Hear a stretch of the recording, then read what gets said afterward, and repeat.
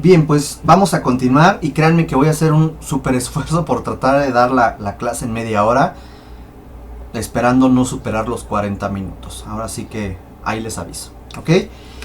Pues bueno, la casa egipcia es muy interesante porque se encuentran vestigios de esta misma casa y de diferentes tipos, desde una casa muy básica para pues el artesano, el agricultor, en donde encontramos que el patio se vuelve una característica importante que va a vestibular a los dormitorios y a los espacios principales, el acceso, una cocina, y tenemos nosotros evidencias y reconstituciones de muros con núcleo, repellados con algún tipo de material, seguramente cal, arena, cubiertas de madera con terrados, escaleras y el manejo de, bueno, hornos, fogones, la azotea para buscar la frescura en las noches. Acuérdense que es una zona muy seca, muy caliente.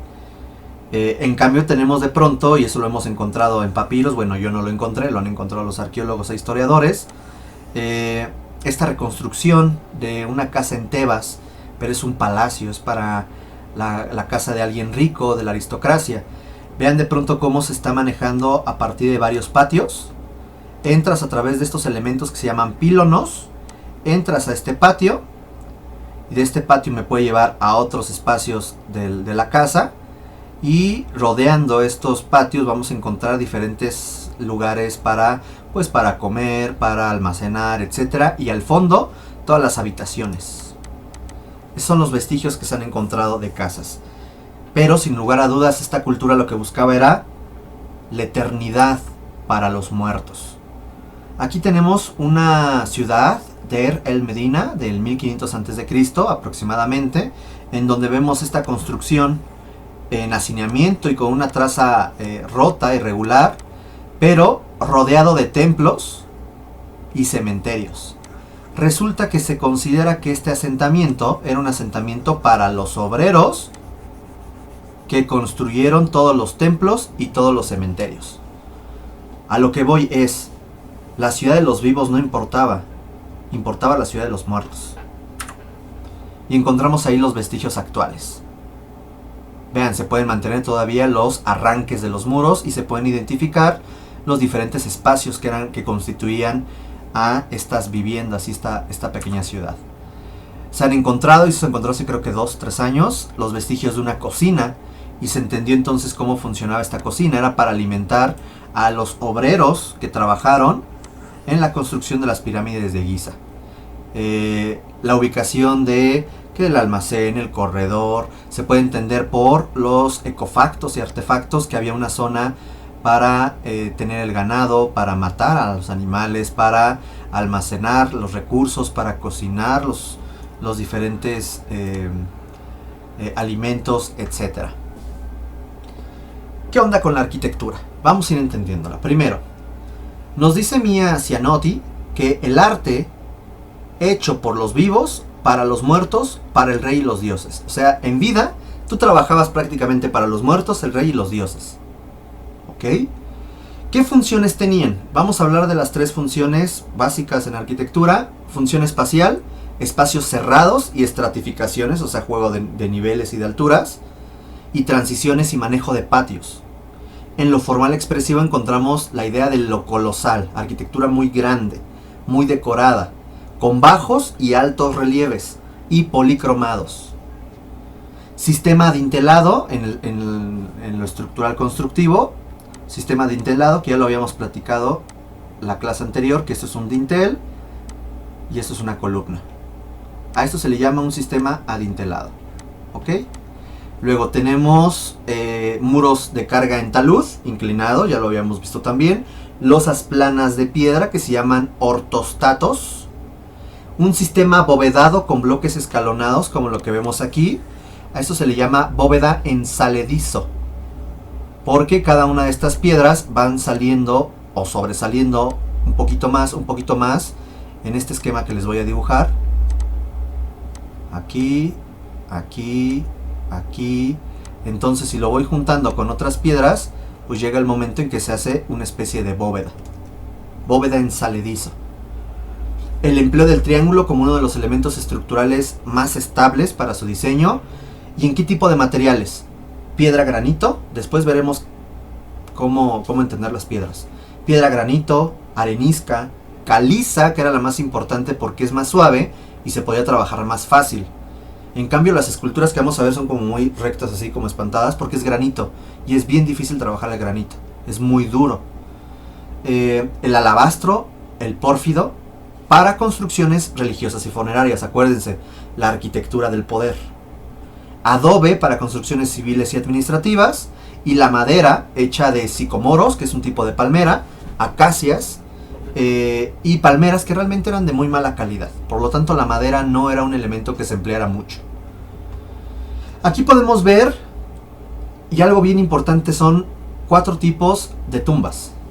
A esta tumba, en donde el sarcófago se ponía subterráneo y arriba se ponía un elemento prismático trapezoidal, se le llama mastaba. Cuando a una mastaba le encima otra mastaba y otra mastaba y hago una especie de pastel, se le conoce como pirámide escalonada. Cuando esta pirámide escalonada yo sus caras las refino y las trabajo para que se vean planas, ya se le llama una pirámide clásica.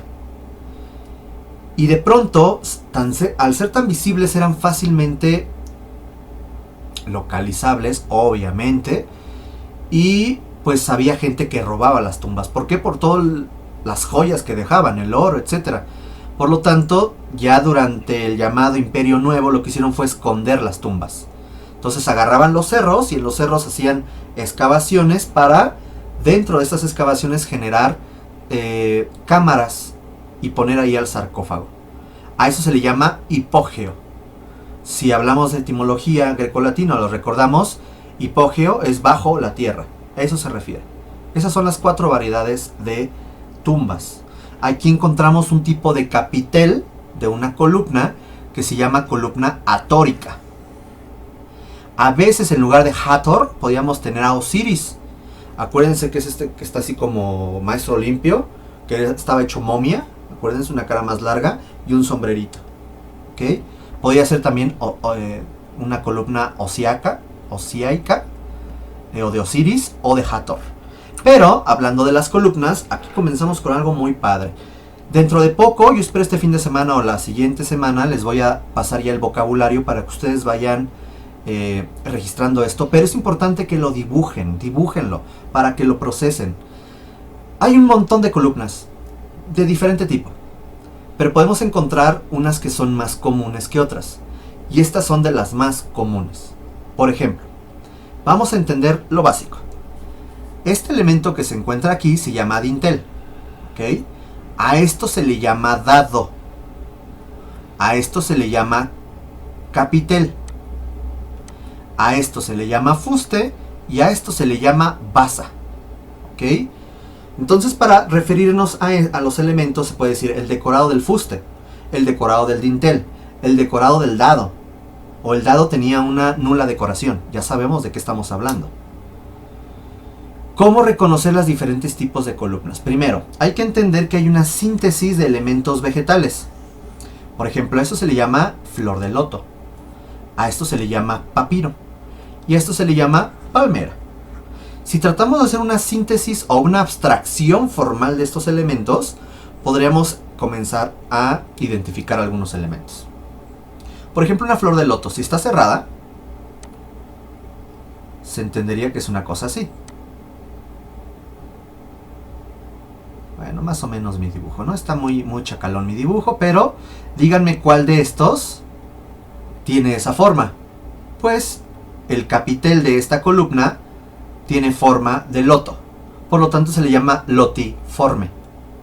Y ya. Luego, si a estas también las cerramos, pues vamos a encontrar que tenemos una cosa así. Bueno, entonces este capitel tiene forma de papiro.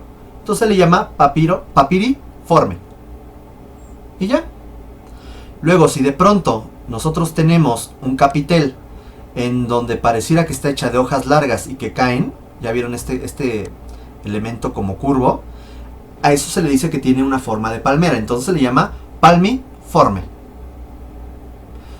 Si de pronto encontramos que hay unos que tienen capitel con forma de campana, pero campana inversa, se le llama campaniforme, perdón. Si tiene la cara de algún dios, como en este caso Hathor, se le llama columna hatórica o atórica.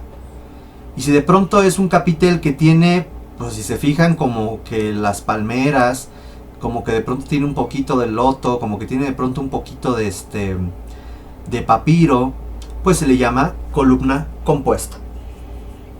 Y por aquí hay un antecedente de las columnas griegas que se le llama columna protodórica. Es esta columna protodórica. ¿Cuál es la característica? Que ya no hay un dado como tal y el capitel es propiamente el dado, ¿ok? Y su fuste es un fuste acanalado. Si hiciéramos nosotros un corte en ese sentido, veríamos nuestro fuste en este sentido. La sección del fuste se vería así. A eso se le conocen estrías. Y por lo tanto se conoce o se cree que es una influencia, el abuelito de las columnas griegas. Ya después platicaremos eso. Entonces es muy sencillo. Forma de loto, lotiforme. Forma de papiro, papiriforme. Forma compleja, mixta, se le llama pues columna compleja o mixta. Forma de algún dios, pues el nombre del dios. Forma de una campana inversa, campaniforme. Forma de una palmera, forma de una palmera, palmiforme. Fuste con estrías y sin decoración de capitel, protodórico. A ver, ahí va algo que en presencial me gusta hacer, pero bueno, aquí es complicado. Tratar de ir ubicándolos. Quiero que vean ese capitel. Evidentemente este capitel está lleno de muchas formas. Se le llama entonces columna. Aquí está, ¿cuál de todas es? Pues la compleja o la mixta, es esta. Luego esta, ¿de qué tiene forma? Pues de campana. Entonces se le llama campaniforme. O no es de campana. Ahí es donde comenzamos a tener los problemas. ¿Es esta o es esta? ¿O es esta? A ver, vean. Vamos a dejar estas dos al final, porque son además las más comunes. Aquí se ve claramente que esto tiene forma de loto, entonces se llama lotiforme. Esto tiene forma de palmera, se le llama palmiforme. Y aquí entonces, ¿qué es cada cosa? Vean de pronto esto, y vean de pronto esto. Si se fijan, este tiene la forma, quiero que vean la pintura. Si vemos nosotros la pintura, nos recordaría más a algo de este tipo o algo más de este tipo. En cambio la otra tiene una forma que podría recordarnos una campana. Y ahí es donde comenzamos nosotros con problemas. Nosotros tendríamos que ver todo el diseño de la columna para entender si es una u otra. Por lo general, si ustedes se fijan, este no tiene la forma de una campana. ¿Ya vieron? Es más de este tipo. Podríamos decir que es una representación de una palmiforme sin el relieve. Y esta es una campaniforme. Claro que si de pronto a esta le pintan ciertas líneas, como puede ser en el caso de otros templos, podríamos decir que entonces es una lotiforme, pero no de esta forma, sino marcaron con pintura. Entonces, en términos generales podemos decirle campaniforme, no hay problema. La otra evidentemente no es una campaniforme, ¿ok? Continuamos, me quedan bien poquitos minutos. El Imperio Nuevo está marcado por la dinastía 18, 19 y 20, en donde hay diferentes periodos en donde es una gran estabilidad. Encontramos a Tutmosis Hatshepsut, que su historia es padrísima. Vean, además es mujer, es una faraona, la primera. Su hijastro Tutmosis, una vez que sube al poder, pues la borra de la historia. Luego tenemos a Amenofis III o Imhotep, como le quieran llamar, no sé, Akenatón, Ramsés II, y después una serie de descendencia de Ramsés llamado la dinastía Ramsésida, que es de la dinastía 20. Lo importante es entender que estos son épocas de una época dorada para los egipcios.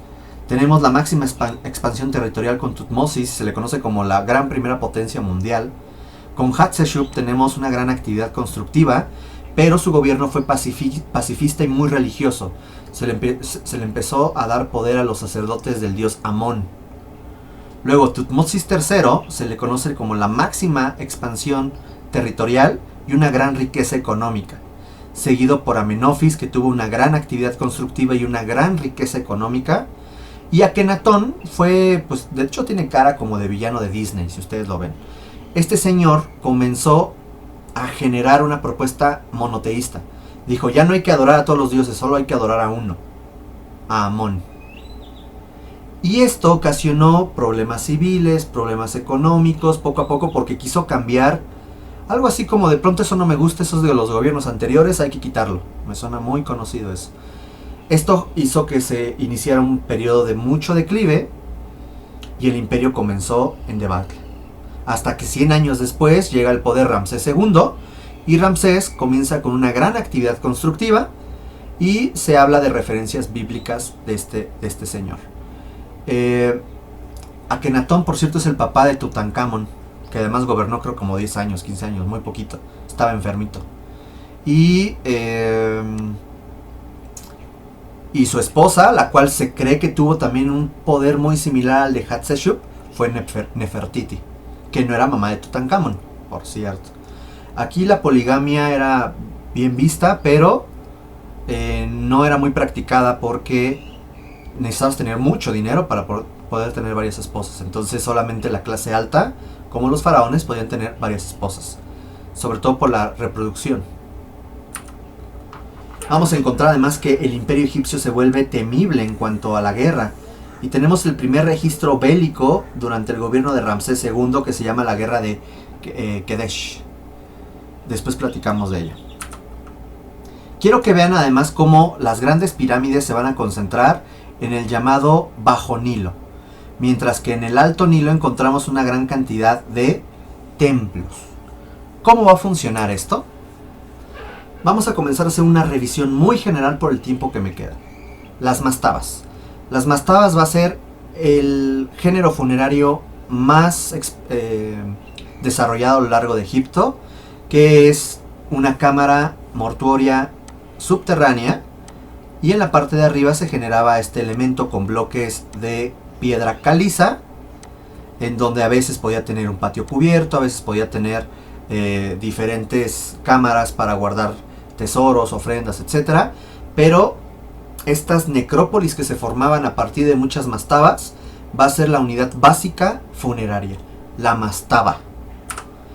Vamos a encontrar las pirámides escalonadas, que es realmente una mastaba, la cual podían ampliar a lo ancho, y luego en la parte superior, y luego en la parte superior, y realmente era una yuxtaposición de mastabas. Yuxtaposición, ¿ok? A estas mastabas, como formaban una especie de escalón, se les conoce como pirámides escalonadas. Y aquí tenemos la evidencia del primer arquitecto, o el arquitecto más antiguo del cual se tenga registros escritos, que se llama Imhotep. Imhotep, del 2690 al 2610, fue el arquitecto que diseñó este complejo funerario llamado la pirámide de Djoser en Saqqara. Y Saqqara tiene una pirámide escalonada, un patio y elementos sobre una plataforma que rodean y delimitan este patio. Todo esto tenía un sentido funerario y religioso. ¿Ok? Entonces Imhotep es el primer arquitecto. ¿Cuál fue la obra? La pirámide de Saqqara, la pirámide escalonada, también llamada pirámide de Djoser o Djoser. ¿De cuándo data? Del 2650 y tiene una dimensión de 121 por 109 metros y una altura de 62, como el tamaño de la Catedral Metropolitana. Vamos a encontrar de pronto hay unas pirámides que se consideran son pirámides experimentales. ¿Por qué? Si ustedes agarran un montón de tierra o de piedras o de cualquier material y lo quieren amontonar para formar una pirámide, si yo tengo una pirámide de esta posición, déjenme ver, ahí está, ahí está. ¿Qué es lo que pasa? Que de pronto entre más en pendientes de sus lados, más fácil que se pueda colapsar. Lo ideal sería entre más aplanado mejor, pero pues ya no haces una pirámide.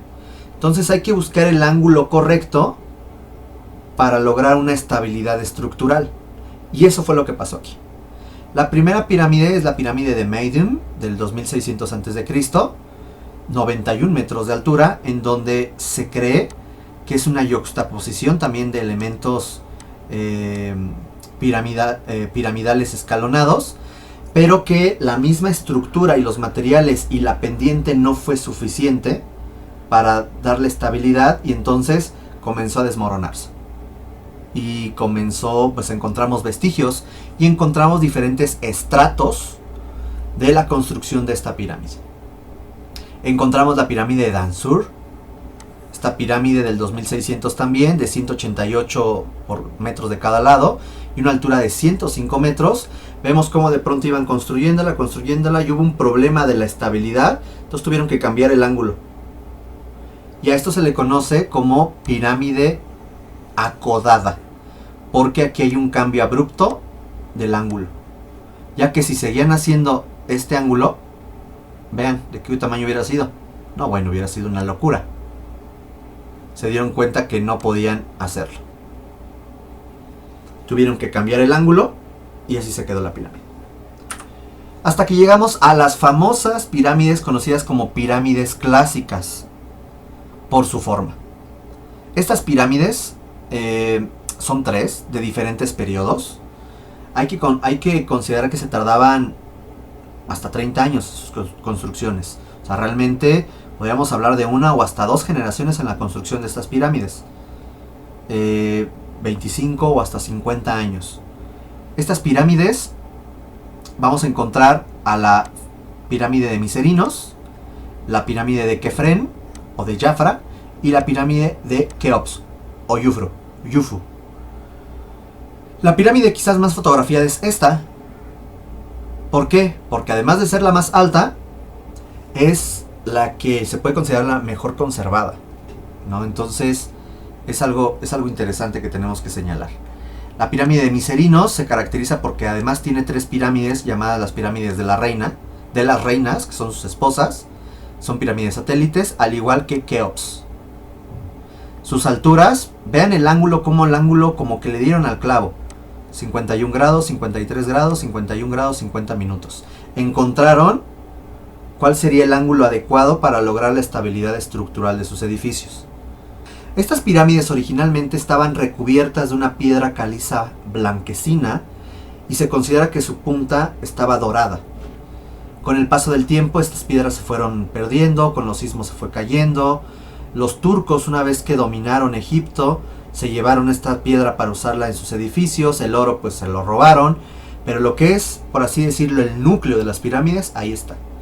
Nos vamos a morir y esas van a seguir en pie. Pues vean ya cuánto tienen.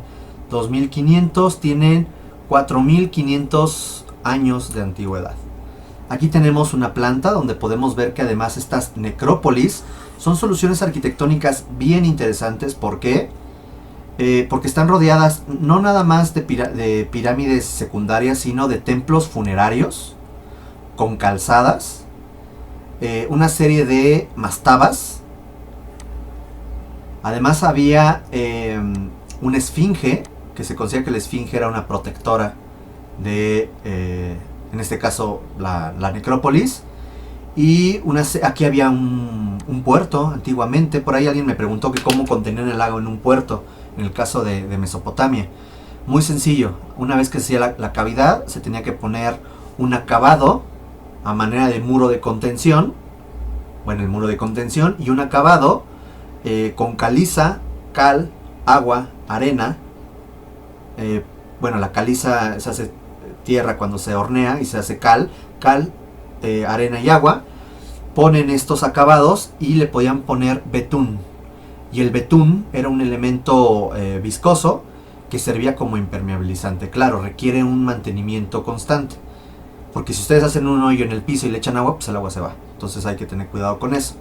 Podemos ver los diferentes cortes de estas pirámides y vemos como en el caso de Kefren, bueno, en el caso de Miserinos, La tumba real se encuentra subterránea. En el caso de Kefren se encuentra prácticamente al nivel de la plataforma de desplante de la pirámide. Y en el caso de Keops se encuentran diferentes. Una subterránea, una más elevada, y la del faraón, la parte más alta. Son unos monstruos en cuanto a lo constructivo. Tenemos aquí una vista actual. Vean qué padre se ve. Todo esto ya son vestigios de mastabas. Vean los templos como están, pues están en ruinas. Aquí el templo mortuorio también. La calzada de peregrinaje igual, bueno, se encuentra ahí todavía conservada. La esfinge toda desproporcionada, pero viéndola desde el ángulo adecuado se ve fantástica. Las pirámides satelitales, en este caso de Kefren, acá de Miserinos. Vean como la de Miserinos es chaparritititita y las otras son unos monstruos, unas moles. Y esta es la vista satelital. Vean, hasta un campo de golf se encuentra hoy en día ahí. Hay quien dice que estos son las 3 estrellas que representan el cinturón de Orión. No, ya son cosas bien raras, ¿no? Y que de pronto cuando el sol se oculta, de pronto ilumina la pirámide de Teotihuacán, y cuando es al revés, estas son cosas que empiezan a decir los escépticos, que dicen, esto no lo hizo el humano, esto lo hizo un extraterrestre. Pobre egipcio, se han de estar retorciendo en su sarcófago, diciendo todo el esfuerzo para que se lo lleven los aliens. Y vean cómo estaba constituido en interior una de estas pirámides. Encontramos la cámara del rey. Aquí hay un error, no es la pirámide de Keops, perdón, de Miserinos, es la pirámide de Keops, esta pirámide. Por lo general siempre el error surge de que aquí hay 3 pirámides y que aquí también hay 3 pirámides. Aquí se encuentra el templo mortuorio o funerario, aquí está, y la constitución está así. Tenemos una cámara con galerías, pozos de ventilación y diferentes trampas. La de Miserinos, que tiene, insisto, una similitud, también tenía la idea de tener una plataforma de desplante. Tenemos la misma pirámide, un templo mortuorio, vean cómo hay un patio y de pronto hay un espacio cerrado, y la calzada, por ahí llegabas. La pirámide de Kefren, por ejemplo, que nosotros por lo general siempre vemos en la parte central, que es esta, que es muy fotografiada. ¿Por qué? Por el ángulo de la esfinge. Encontramos de pronto como en la parte interior hay pasadizos con estas bóvedas en saledizo y una serie de trampas con maderas y piedras que bloqueaban las cámaras para que no pudieran ser encontradas o saqueadas. La pirámide de Keops se caracteriza justamente por tener este elemento sobre la sala del rey. ¿Por qué?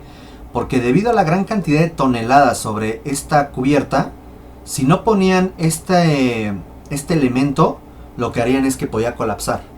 Entonces tú generabas una serie de losas y luego unas cubiertas a 2 aguas para, a manera de un arco, distribuir las cargas y por lo tanto que no se colapsara la cámara. Todo eso es muy interesante porque en la parte interna se fue desarrollando. Por lo tanto, cuando uno estaba enfrente de las pirámides, pues no sabías por dónde entrar. Y si entrabas había maldiciones, y había trampas, y había una serie de elementos para evitar que saquearas las tumbas. Bien, pues vamos a ver esta parte que es importante. Para poder nivelar el piso, los bloques, etcétera, se utilizaba una serie de niveles de mano, que ahí podemos ver nosotros en madera con una plomada, para poder cuadrar, para poder trazar los diferentes elementos en el piso. Se utilizaban estas cuerdas con nudos, y si se fijan, aquí están utilizando, sin saberlo, el teorema de Pitágoras. La hipótesis que se ha utilizado, o quizás la más aceptada, esta de Marcos Castro Vilas, nos señala que una vez de que se tenía una especie de pirámide escalonada, se iba tallando cada uno de los vértices para ir rellenando estos huecos. Si se fijan, esto lo quito. Vale, gorro. Ahí está, esto lo quito. No, mira, no se deja. Esto lo quito y lo paso Oye. A ver. Quito este pedazo y lo paso acá. Entonces me va generando cada vez espacios más cerrados. Y lo voy tallando hasta de pronto tener una superficie más plana. Lo podemos ver en las evidencias arqueológicas hoy en día, cómo se ve de alguna forma un tanto escalonado por los diferentes bloques. Esa es una de las teorías más utilizadas. ¿Cómo se construían? Hay muchas teorías. Desde unas muy locas, desde que se manejaba una super rampa, otras desde rampas espirales, otras en rampas en zigzag. Hay quien dice que se construyó de afuera hacia adentro, perdón, de adentro hacia afuera y lo fueron subiendo. Hay muchas teorías. Lo importante es, entendiendo la anterior, donde cada uno de los escalones se iban tallando y se iba rellenando cada vez más los huecos. La teoría quizás más aceptada, como la que voy a quitarme de aquí, esta, tener una serie de una rampa, la cual iba modificándose a lo largo del tiempo. Vean cuántos años se iban llevando, hasta poder generar una serie de rampas en torno a la pirámide, rampas que después se pudieran quitar fácilmente para subir los materiales. Hay vestigios en pinturas donde se ve cómo mueven esta escultura echando agua para que este trineo, jalado por un montón de personas, pudiera avanzar. Así se cree que pudieron avanzar con bloques, obeliscos, monumentos, etc. Se utilizaban máquinas simples como los mismos rodillos de madera para mover las piedras, utilizar poleas muy simples, utilizar a manera de grúa estos elementos de madera para poder transportar o cargar elementos de un nivel a otro.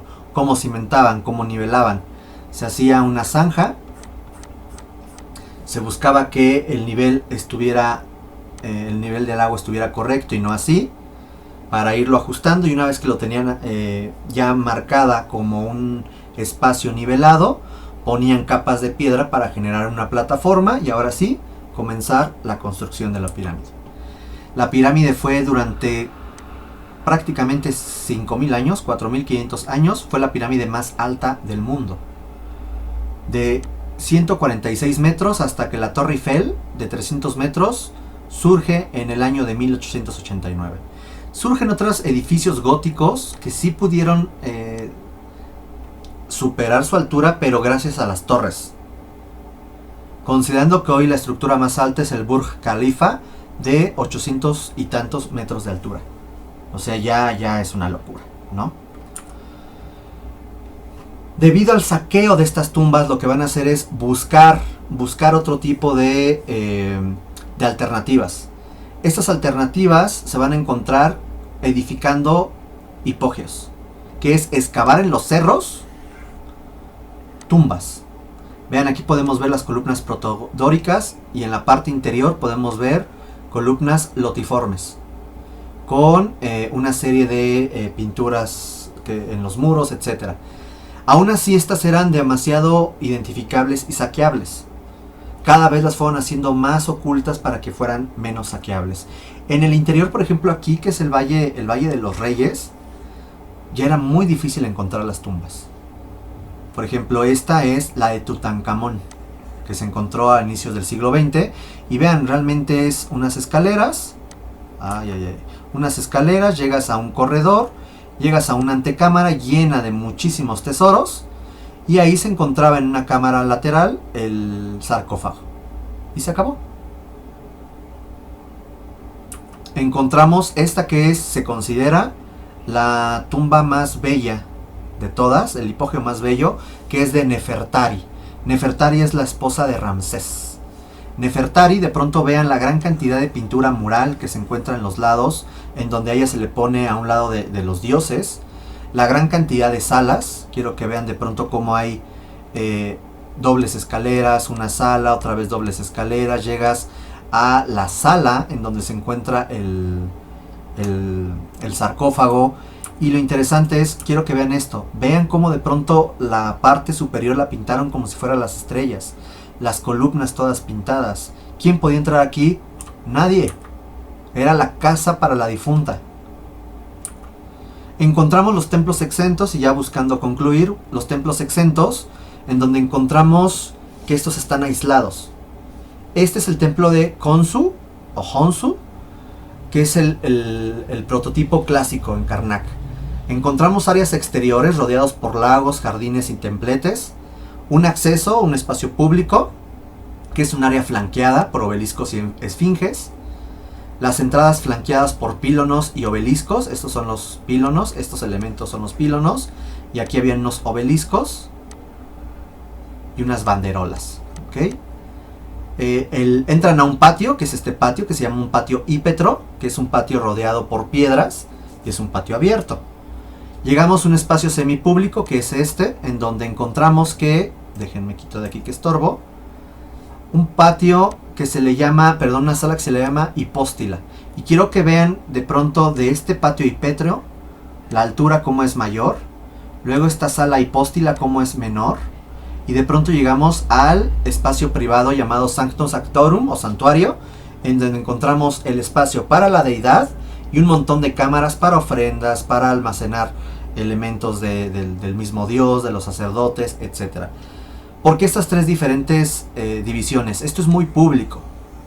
Esto ya pasaban algunos sacerdotes, faraones, aristócratas. Y al final solamente los sacerdotes.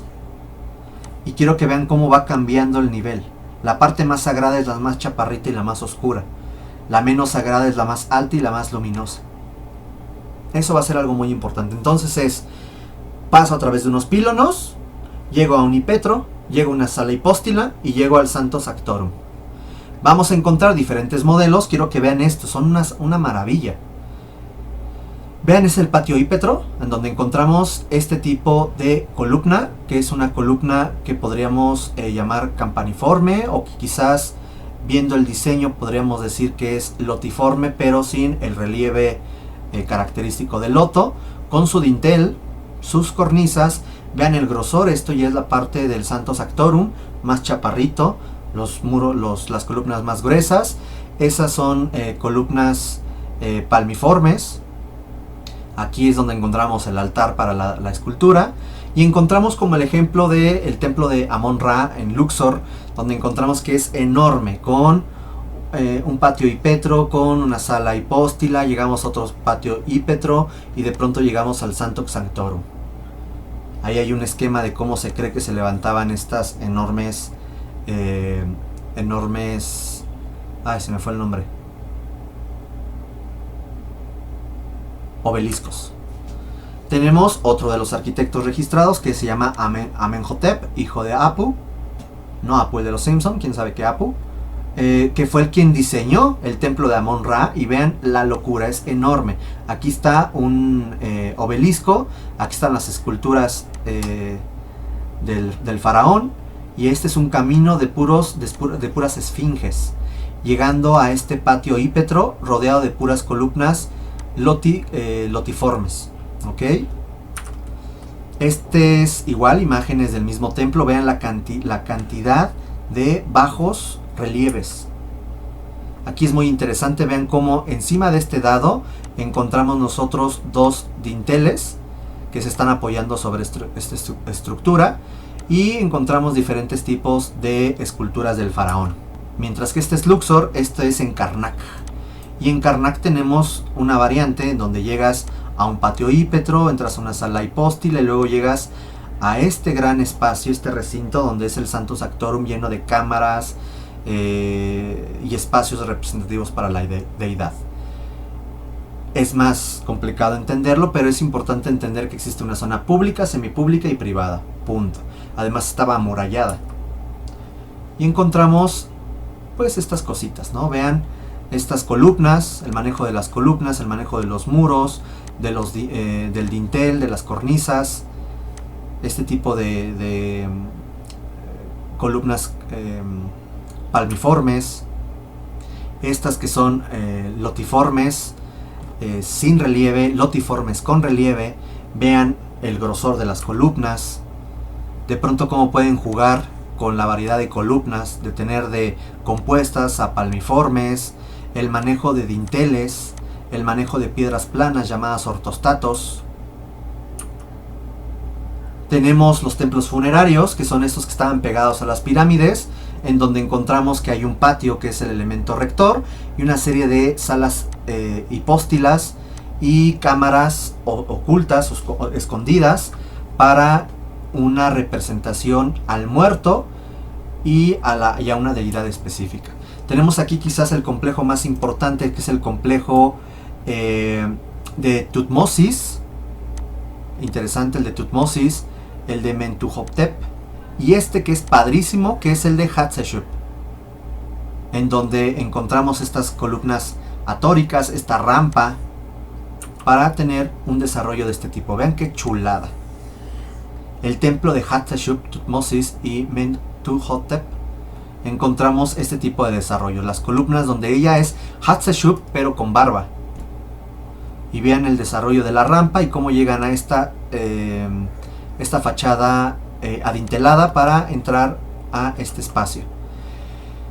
Llegamos al último ejemplo, que es el templo de Abu Simbel de Ramsés, que lo interesante es sobre una piedra tallaron, pues se talló él, es Ramsés, y aquí está su esposa chiquita, ¿no? Y aquí lo interesante es que la presa Asuán subía de nivel, se encontraba ahí, ahorita les explico, y se da un fenómeno solar en donde de pronto está Pat, Amón, Ramsés y Ra.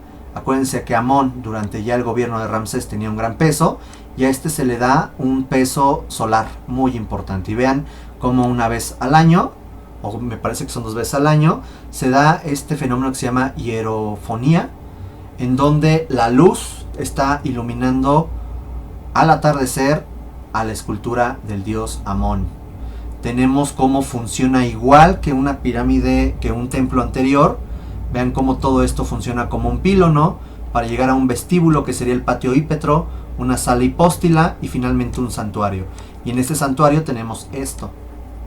Esto sería la sala hipóstila y eso sería el patio hípetro. Y podemos ver ahí cómo están iluminados las deidades. Claro, esto ya es luz artificial.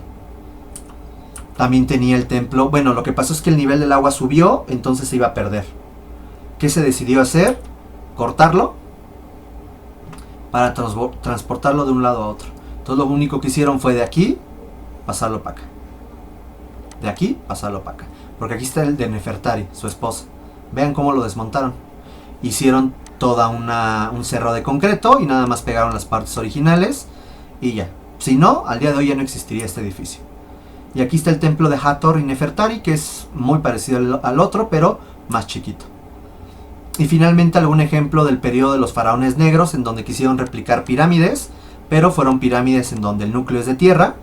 El ángulo fue muy complicado mantener y por eso comenzaron a desmoronarse. Los templos más chiquitos de 6 metros son los que se conservan, pero los de 30 metros, evidentemente por el cambio del ángulo, no se mantuvieron. Pues hasta aquí dejamos, es un tema larguísimo, perdón por el tiempo que me pasé, les agradezco mucho su atención, cuídense y adiós.